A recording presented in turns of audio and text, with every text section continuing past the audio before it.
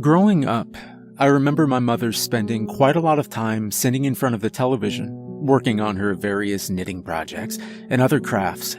She was always watching the Weather Channel when she did this. Our house was tiny, and my brother Joshua and I could almost always see her from where we'd been playing. I remember asking her why she always watched boring things. She just chuckled and said that she needed to make sure that no storms were coming and that I would better understand when I was older. And as I did get older, I did begin to understand it a bit better. The first time I remember realizing that the storms here weren't quite normal was when I was in elementary school, maybe second or third grade.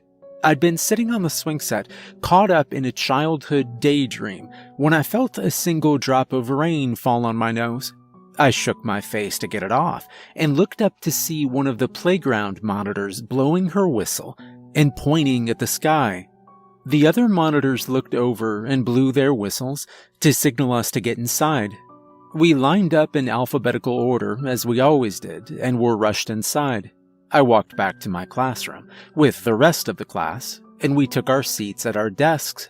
"Surprise, everyone," my teacher announced.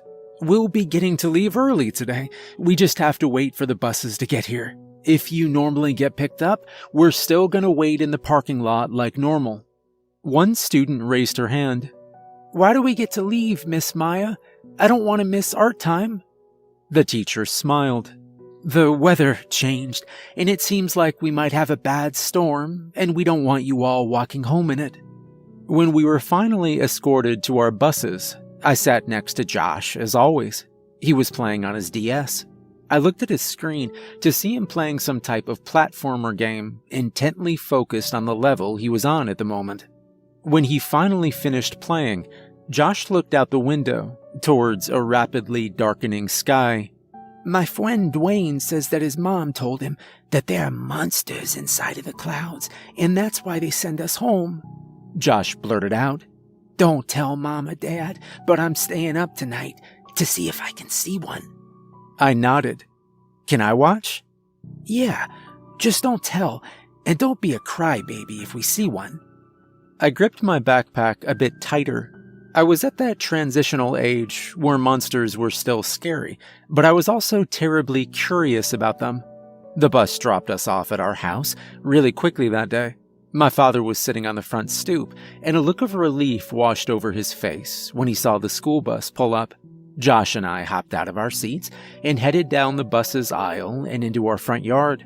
The rain had picked up since we left the school. Now I would have at least considered it a drizzle. "Hey, boys," my father said. "Let's get inside, huh?" We followed him in. My mother was knitting in her lazy boy, staring at the weather radar on the television. "You locked the windows, right, sweetheart?" she asked my father. "The windows and the doors," he replied. "Don't worry." "I know. I can't help it," she murmured back. My father made some sandwiches for Josh and me since we hadn't gotten the chance to eat at school. I had a grilled cheese. He had peanut butter and jelly, just like always. After that, Josh retreated to our room to play his DS some more, and I sat at the table working on my multiplication tables. I wanted to ask my parents if monsters were coming, but knew better than to snitch on Josh, so I stayed quiet until our bedtime. I climbed into my bed like normal, trying my best not to giggle at the fact that I was going to be staying up past my bedtime and give up our plan. My mother tucked me in and gave me a kiss on the forehead, then wished us good night before slipping out of the room. "Josh," I whispered almost as soon as she'd left. "Are we gonna do it?" "Yeah," he said, and I heard the creaking of the ladder to the top bunk. I sprung out of bed, which caused the ancient floorboards to emit a rather loud groaning sound. Josh shushed me with a glare, then crept to the only window in the room. Josh cracked the curtains open and got to his knees to look at the very bottom. I was still a lot shorter than him, so I had to stand to see. The storm was a really bad one. I could tell that immediately. While it was incredibly dark out, for the most part, bolts of lightning would illuminate the whole street as bright as day every few minutes. Trees leaned over in the wind, their lost leaves swirling through the air and getting caught in the steady stream of water rushing down the street into the storm drain. The rain poured down against the roof of the house, filling it with the sound of drumming water interrupted occasionally by the boom of thunder. "I don't see any monsters," I explained to Josh. "Let's just wait," he said. And so we waited by that window for what felt like hours to a kid my age, but might have only been 15 or so minutes in reality. Then we saw it. The creature, if you can call it a creature at all, was like a walking storm cloud. In fact, I just thought it was a strange shadow at first, just a clump of murky darkness. But then it began to reveal itself as something much alive. It moved slowly, with tendrils of its dark mass reaching out around it. At the same time as it began to advance through my field of view, a squirrel ran out of a nearby tree. The creature began moving much faster towards the squirrel, a long arm-like piece of darkness, reaching out to grab it. The arm picked the squirrel up, then wrapped around it and pulled back into the main mass. I waited for the squirrel to reappear or something, but it never did. As I waited for it to emerge from the creature, I began to panic. My breath quickened, and I got really lightheaded. The last thing I remember was feeling dizzy and reaching out to try and grab my dresser to hold me up. I then woke up on my parents' bed, my mother pacing the room in her floral nightgown. "What happened, Mama?" I asked, sitting up in the bed. "Oh, thank God," she exclaimed, and flung herself onto the bed to wrap me in a bear hug. Though I realize now that I must have just passed out from fear, Josh told my parents that I must have been sleepwalking and fallen, not wanting to admit he was awake after our bedtime. I went along with the story, and the monsters in the storm became a topic of conversation, almost as taboo as sex in my mind.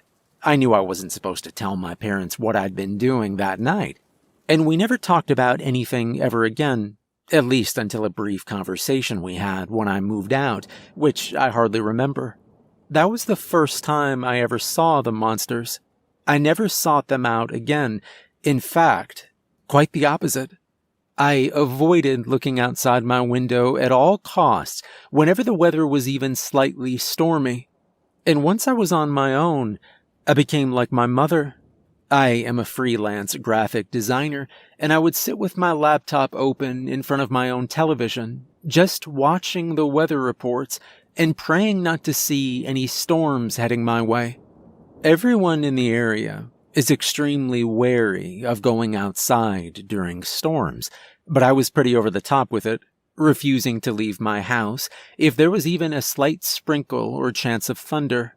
But, alas, I saw the monsters again. Just last night, I knew the storm coming was going to be a bad one. Rain, thunder, hail, and anything else that you can imagine were predicted to terrorize the town for 4 straight days. I'm a real apocalypse prepper when it comes to storms around here, and this one was no different. I went to my local Walmart and stocked up on canned goods, bottled water, and other household staples to make sure that I wouldn't have to leave my house for the whole week. On the trip back from the store, I ran into my landlord, who lives in the other side of the duplex. He was packing up his car. When I asked him where he was headed, he just looked at me and shook his head. "You were probably too young to remember the last time this town got a storm this bad. But it wasn't anything to screw around with. I ain't staying.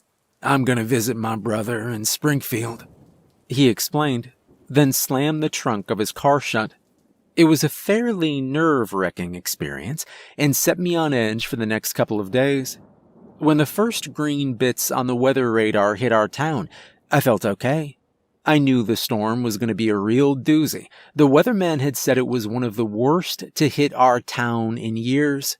I began to get nervous with what the landlord had said and considered leaving for myself. but realized that I had nowhere to go unless I decided to visit my parents on the other side of town, where I highly doubted the storm would be any less severe. As the first day pressed on, the storm got really bad, really fast. I tried to throw myself into my work or anything else to distract myself, but it just wasn't working. Eventually, I simply resorted to pacing back and forth between the 3 rooms of the duplex and occasionally shooting texts to my friends and family to check in with them and see if anything terrible had happened near them. Nothing bad happened, and I managed to get some sleep that night, quite often interrupted by large booms of thunder.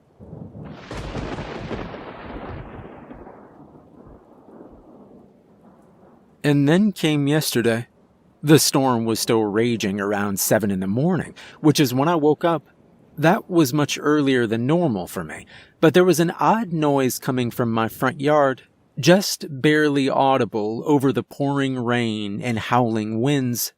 I went to my window and peered out nervously, just to see my worst fears met.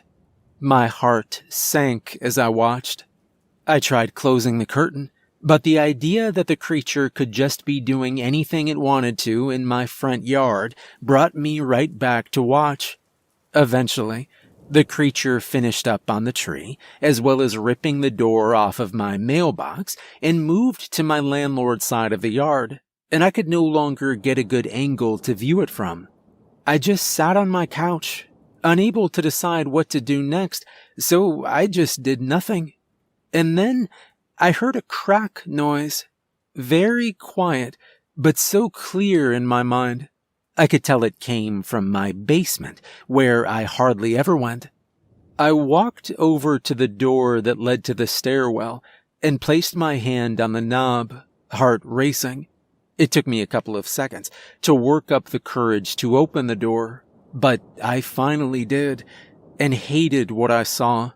There's only one window in my basement, and the single pane of glass in it had been shattered. Through the broken glass, 2 things poured into my basement.